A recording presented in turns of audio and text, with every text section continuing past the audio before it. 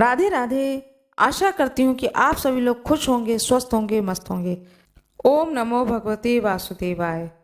आज मैं आप लोगों को सुनाने जा रही हूँ बृहस्पतिवार व्रत कथा।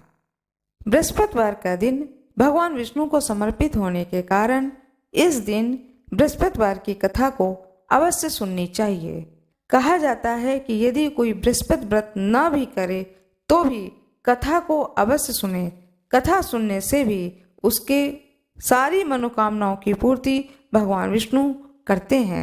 इसलिए कथा अवश्य सुने और भोग स्वरूप भगवान विष्णु को गुड़ और चने का भोग अवश्य लगाएं। जिसकी जन्म कुंडली में गुरु कमजोर होता है वह बृहस्पतिवार के व्रत उसे करना चाहिए, लेकिन यदि वह बृहस्पतिवार का व्रत नहीं कर सकता है तो कोई बात नहीं है। व्यक्ति को बृहस्पतिवार की कथा अवश्य सुननी चाहिए। हाथ में फूल और चावल ले लें। अब मैं आप लोगों को सुनाने जा रही हूँ बृहस्पतिवार की व्रत कथा। अथ श्री बृहस्पतिवार व्रत कथा। भारतवर्ष में एक प्रतापी और दानी राजा राज्य करता था। वह नित्य गरीबों और ब्राह्मणों की सहायता करता था।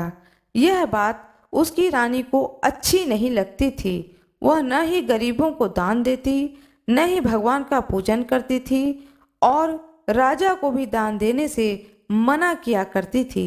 एक दिन राजा शिकार खेलने वन को गए हुए थे तो रानी महल में अकेले थी।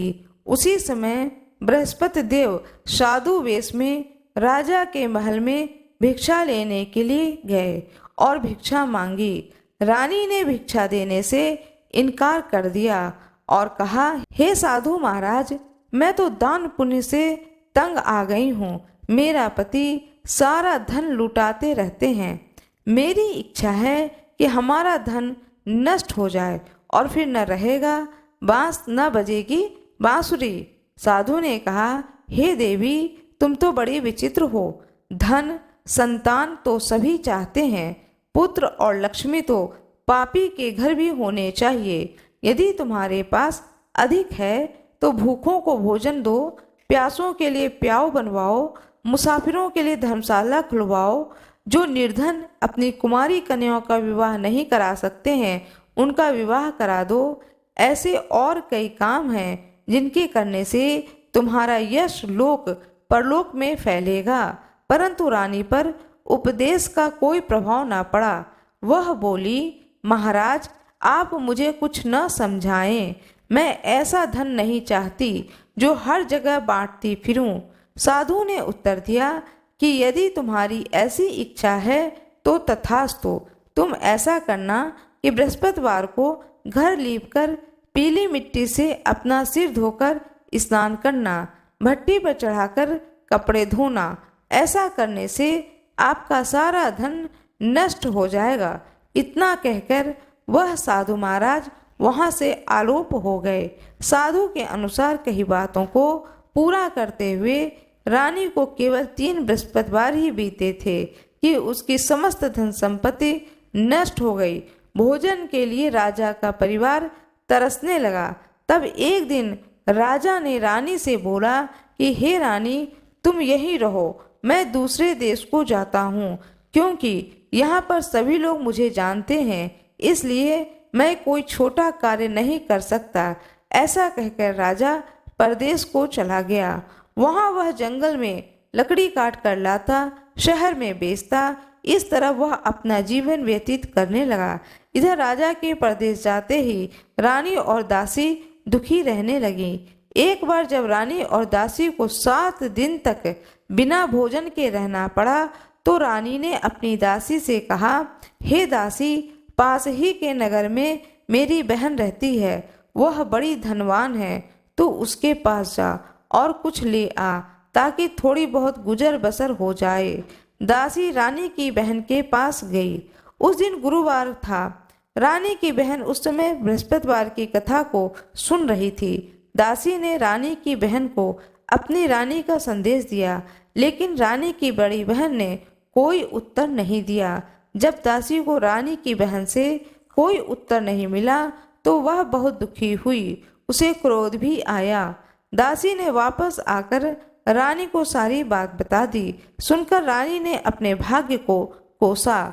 उधर रानी की बहन ने सोचा कि मेरी बहन की दासी आई थी, परंतु मैंने उससे नहीं बोली, इससे वह बहुत दुखी हुई होगी। कथा सुनकर पूजन समाप्त करके वह अपनी बहन के घर आई और कहने लगी, हे बहन, मैं बृहस्पतिवार का व्रत कर रही थी। तुम्हारी दासी मेरे घर आई थी, परंतु जब तक कथा होती है तब तक न उठते हैं न ही बोलते हैं, इसलिए मैं नहीं बोली। कहो दासी, क्यों गई थी? रानी बोली, बहन, तुमसे क्या छुपाऊं, हमारे घर में खाने तक को अनाज नहीं था। ऐसा कहते कहते रानी की आंखें भर आईं। उसने दासी समेत पिछले 7 दिनों से भूखे रहने तक की बात अपनी बहन को विस्तार पूर्वक सुना दी। रानी की बहन बोली, देखो बहन, भगवान बृहस्पतिदेव सबकी मनोकामना को पूर्ण करते हैं। देखो, शायद तुम्हारे घर में अनाज रखा हो। पहले तो रानी को विश्वास नहीं हुआ, पर बहन के आग्रह करने पर उसने अपनी दासी को अंदर भेजा तो उसे सचमुच अनाज से भरा एक घड़ा मिला। यह देखकर दासी को बड़ी हैरानी हुई।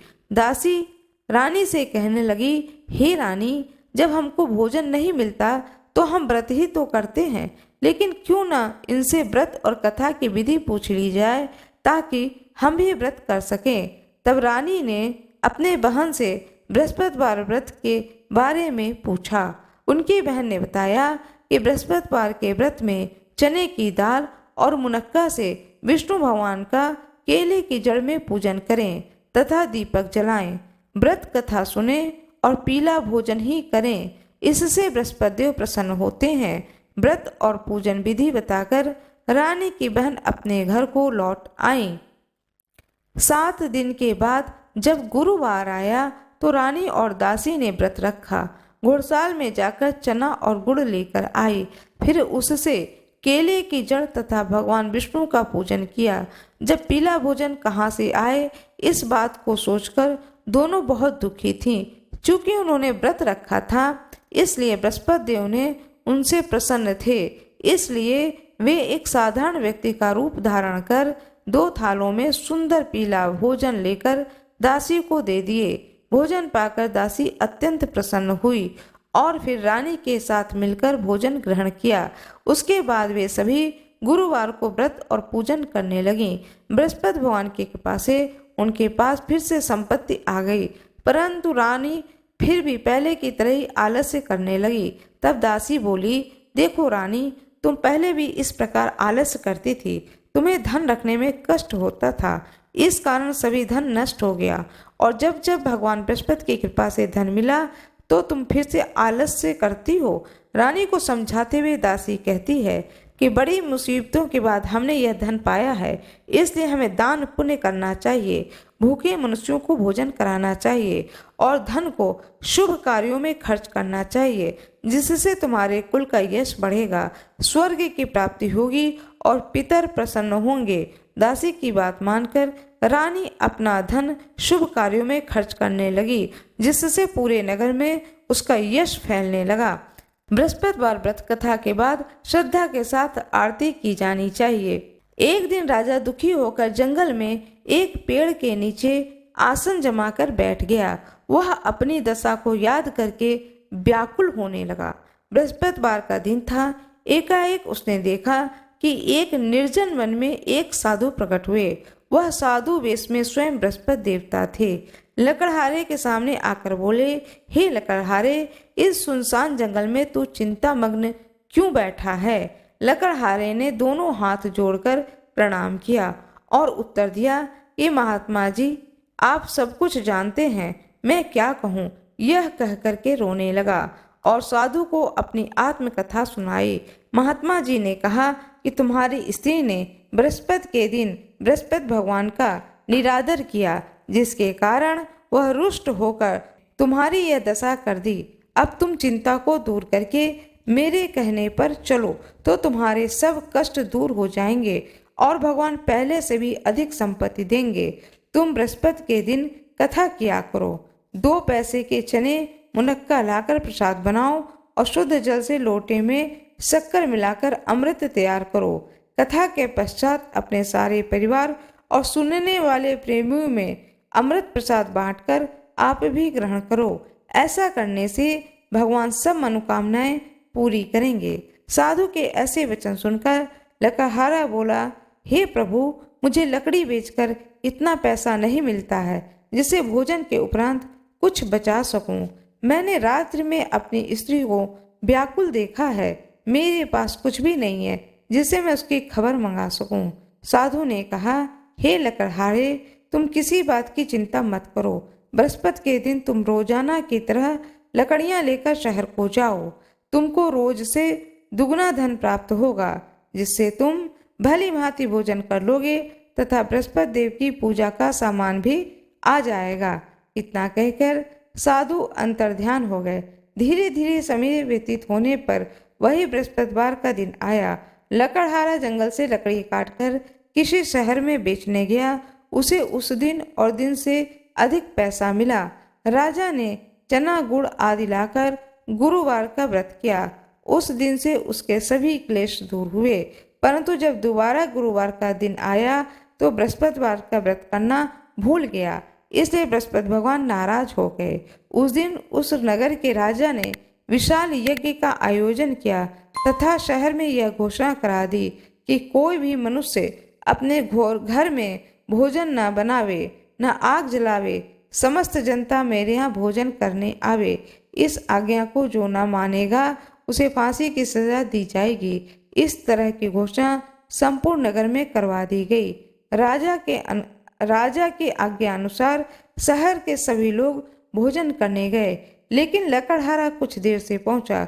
इसलिए राजा उसको अपने साथ घर लिवा ले गए और ले जाकर भोजन करा रहे थे तो रानी की दृष्टि उस खूंटी पे पड़ी जिस पर उसका हार लटका हुआ था। वह दिखाई नहीं दिया। रानी ने निश्चय किया कि मेरा यह हार इस मनुष्य ने चुरा लिया। उसी समय सिपाहियों को बुलाकर उसको कारागार में डलवा दिया। जब लकड़हारा कारागार में पड़ गया और बहुत दुखी होकर विचार करने लगा कि न जाने कौन से पूर्व जन्म के कर्म से मुझे यह दुख प्राप्त हुआ है, और उसी साधु को याद करने लगा जो कि जंगल में मिला था।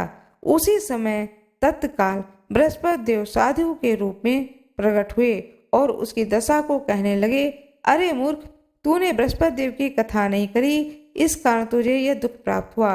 अब चिंता मत कर। बृहस्पतिवार के दिन कारागार के दरवाजे पर 4 पैसे पड़े मिलेंगे। उनसे तू बृहस्पति देव की पूजा करना, तभी तेरे सभी कष्ट दूर हो जाएंगे। बृहस्पति के दिन उसे 4 पैसे मिले। लकड़हारे ने कथा कही। उसी रात्रि को बृहस्पति देव ने उस नगर के राजा को स्वप्न में कहा, हे राजा, तूने जिस आदमी को कारागार में बंद कर दिया है वह निर्दोष है, वह राजा है, उसे छोड़ देना। रानी का हार उसी खूंटी पर लटका है। अगर तू ऐसा नहीं करेगा तो मैं तेरे राज्य को नष्ट कर दूंगा। इस तरह रात्रि के स्वप्न को देखकर राजा प्रातःकाल उठा और खूंटी पर हार देख करके लकड़हारे को बुलाकर क्षमा मांगी तथा लकड़हारे को योग्य सुंदर वस्त्र आभूषण देकर विदा कर दिया। बृहस्पति देव की आज्ञा अनुसार लकड़हारा अपने नगर को चला। राजा जब अपने नगर के निकट पहुंचा तो उसे बड़ा ही आश्चर्य हुआ। नगर में पहले से अधिक बाग, तालाब, कुएं, बहुत सी धर्मशाला, मंदिर आदि बन गए हैं। राजा ने पूछा कि यह किसका बाग है और धर्मशाला है। तब नगर के लोग कहने लगे, यह सब रानी और बांदी के हैं। तो राजा को आश्चर्य और गुस्सा भी आया। जब रानी ने यह खबर सुनी कि राजा आ रहे हैं तो उन्होंने बांदी से कहा कि हे दासी, देख, राजा हमको कितनी बुरी हालत में छोड़ गए थे। हमारी ऐसी हालत देखकर वह लौट न जाए, इसलिए तू दरवाजे पर खड़ी हो जा। आज्ञा अनुसार दासी दरवाजे पर खड़ी हो गई। राजा आए तो उन्हें अपने साथ निभा लाई। तब राजा ने क्रोध करके अपनी रानी से पूछा कि यह धन तुम्हें कैसे प्राप्त हुआ। तब उन्होंने कहा, हमें यह सब धन बृहस्पति देव के इस व्रत के प्रभाव से प्राप्त हुआ। राजा ने निश्चय किया कि 7 रोज बाद तो सभी बृहस्पति देव का पूजन करते हैं, परंतु मैं प्रतिदिन दिन में 3 बार कहानी तथा रोज व्रत किया करूंगा। अब हर समय राजा के दुपट्टे में चने की दाल बंधी रहती थी तथा दिन में 3 बार कहानी कहता था। एक रोज राजा ने विचार किया कि चलो अपनी बहन के यहाँ हो आए। इस तरह निश्चय कर राजा घोड़े पर सवार हो अपनी बहन के यहाँ को चलने लगा। मार्ग में उसने देखा कि कुछ आदमी एक मुर्दे को लिए जा रहे हैं। उन्हें रोककर राजा कहने लगे, अरे भाइयों, मेरे बृहस्पति देव की कथा सुन लो। वे बोले, हमारा तो आदमी मर गया है, इसको अपनी कथा की पड़ी है। परंतु कुछ आदमी बोले, अच्छा कहो, हम तुम्हारी कथा भी सुनेंगे। राजा ने दाल निकाली और जब कथा आधी हुई तो मुर्दा हिलने लगा, और जब कथा समाप्त हो गई तो राम राम कह के मनुष्य उठकर खड़ा हो गया। आगे मार्ग में उसे एक किसान खेत में हल चलाता हुआ मिला। राजा ने उसे देखकर उससे बोले, अरे भैया, तुम मेरी बृहस्पतिवार की कथा सुन लो। किसान बोला, जब तक मैं तेरी कथा सुनूंगा तब तक 4 हरैया जोत लूंगा। जा अपनी कथा किसी और को सुनाना। इस तरह राजा आगे चलने लगा। राजा के हटते ही बैल पछाड़ खाकर गिर पड़ा तथा किसान के पेट में बड़े जोर का दर्द होने लगा। उस समय उसकी माँ रोटी लेकर आई। जब उसने यह देखा तो अपने पुत्र से सब हाल पूछा। बेटे ने सभी हाल कह दिया तो बुढ़िया दौड़ी दौड़ी उस घुड़सवार के पास गई और उससे बोली, मैं तेरी कथा सुनूंगी, तू अपनी कथा मेरे खेत पर चलकर ही कहना। राजा ने बुढ़िया के खेत पर जाकर कथा कही, जिससे सुनते ही वह बैल उठ खड़ा हुआ और किसान के पेट का दर्द भी बंद हो गया। राजा अपनी बहन के घर पहुंचा। बहन ने भाई की खूब मेहमानी की। दूसरे रोज प्रातःकाल राजा जगा तो वह देखने लगा कि सब लोग भोजन कर रहे हैं। राजा ने अपनी बहन से कहा कि ऐसा कोई मनुष्य है जिसे भोजन नहीं किया है, मेरे बृहस्पतिवार की कथा सुन ले। बहन बोली, भैया, यह देश ही ऐसा है कि पहले यहाँ लोग भोजन करते हैं, बाद में अन्य काम करते हैं। अगर कोई पड़ोस में हो तो देखाऊं। ऐसा कहकर चली गई, परंतु उसे कोई ऐसा व्यक्ति नहीं मिला जिसने न भोजन किया हो। अतः वह एक कुम्हार के घर गई जिसका लड़का बीमार था। उसे मालूम हुआ कि उसके यहाँ 3 रोज से किसी ने भोजन नहीं किया है। रानी ने अपने भाई की कथा सुनने के लिए कुम्हार से कहा तो वह तैयार हो गया। राजा ने जाकर बृहस्पतिवार की कथा कही, जिसको सुनकर उसका लड़का ठीक हो गया। अब तो राजा की प्रशंसा होने लगी। एक रोज राजा ने अपनी बहन से कहा कि हे बहन, हम अपने घर को जाएंगे, तुम भी तैयार हो जाओ। राजा की बहन ने अपनी सास से कहा। सास ने कहा, हाँ चली जा, परंतु अपने लड़कों को मत लेकर जाना, क्योंकि तेरे भाई के कोई औलाद नहीं है। बहन ने अपने भैया से कहा, हे भैया, मैं तो चलूंगी, परंतु कोई बालक नहीं जाएगा। राजा बोला, जब कोई बालक ही नहीं चलेगा तब तुम ही क्या करोगी। बड़े दुखी मन से राजा अपने नगर को लौट आया। राजा ने अपनी रानी से कहा कि हम निर्वंशी हैं, हमारा मुंह देखने का धर्म नहीं है और कुछ भोजन आदि नहीं किया। रानी बोली, हे प्रभु, बृहस्पति देव ने हमें सब कुछ दिया है तो वह हमें औलाद अवश्य देगी। उसी रात को बृहस्पति देव ने राजा से स्वप्न में कहा, हे राजा, उठ, सभी सोच त्याग दे, तेरी नानी गर्भ से है। राजा को यह बात सुनकर बड़ी खुशी हुई। 90 महीने में उसके गर्भ से एक सुंदर पुत्र पैदा हुआ।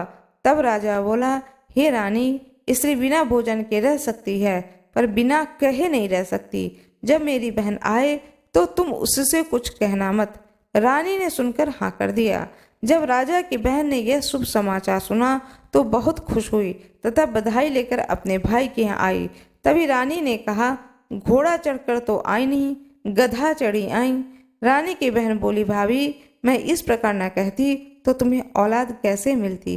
बृहस्पति देव ऐसे ही हैं, जैसी जिसकी मन में कामनाएं हैं सभी को पूर्ण करते हैं। जो सद्भाव पूर्वक बृहस्पतिवार का व्रत करता है एवं कथा पढ़ता है अथवा सुनता है या दूसरों को सुनाता है, बृहस्पति देव उसकी सभी मनोकामनाओं को पूर्ण करते हैं। बृहस्पति भगवान की जय, लक्ष्मी माता की जय, विष्णु भगवान की जय, सारी देवी देवताओं की जय। अब मैं आप लोगों को कथा सुनाने जा रही हूँ, गुरु प्रदोष व्रत कथा। हाथ में फूल और चावल ले लें। श्री सूत जी के अनुसार शत्रु विनाशक भक्ति प्रिय व्रत में यह अति श्रेष्ठ है। एक बार की बात है, देवताओं के राजा इंद्र और वृतासुर नामक राक्षस की सेना में घनघोर युद्ध हुआ। देवताओं ने दैत्य सेना को पराजित कर नष्ट भ्रष्ट कर डाला। यह देख वृत्रासुर अत्यंत क्रोधित हो स्वयं युद्ध को उद्यत हुआ।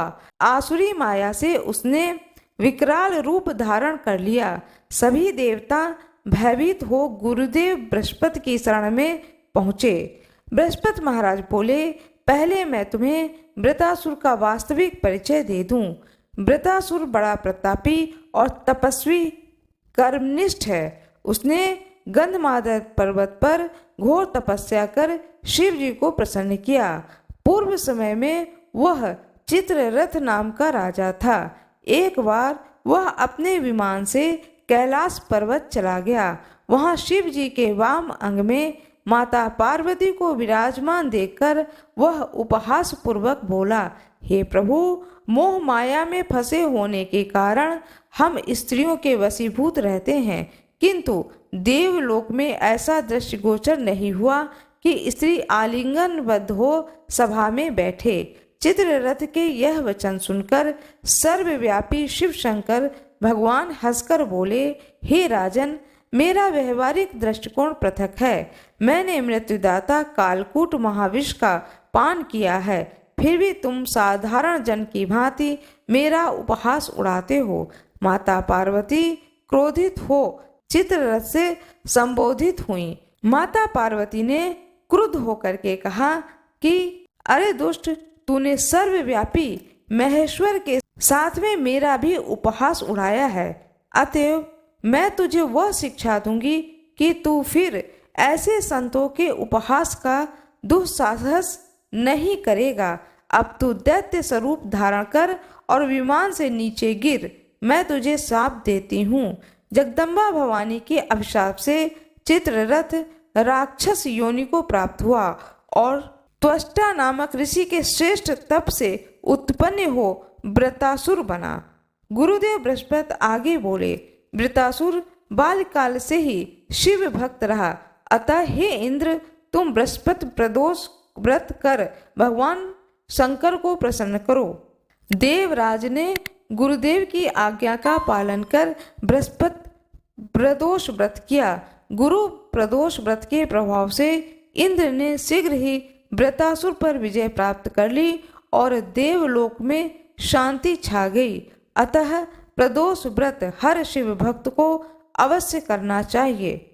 भगवान शंकर की जय हो, माता पार्वती की जय हो, भगवान गणेश की जय हो। श्री शिवाय नमस्तुभ्यम। बृहस्पति भगवान की जय, लक्ष्मी माता की जय, विष्णु भगवान की जय, सारी देवी देवताओं की जय। कृपया मेरे वीडियो को लाइक करिएगा, चैनल को सब्सक्राइब करिएगा, बेल आइकन दबाना ना भूलिएगा। जो कोई भी मेरे इस चैनल पर नए हों, कृपया मेरे चैनल को सब्सक्राइब अवश्य कर दीजिएगा। धन्यवाद।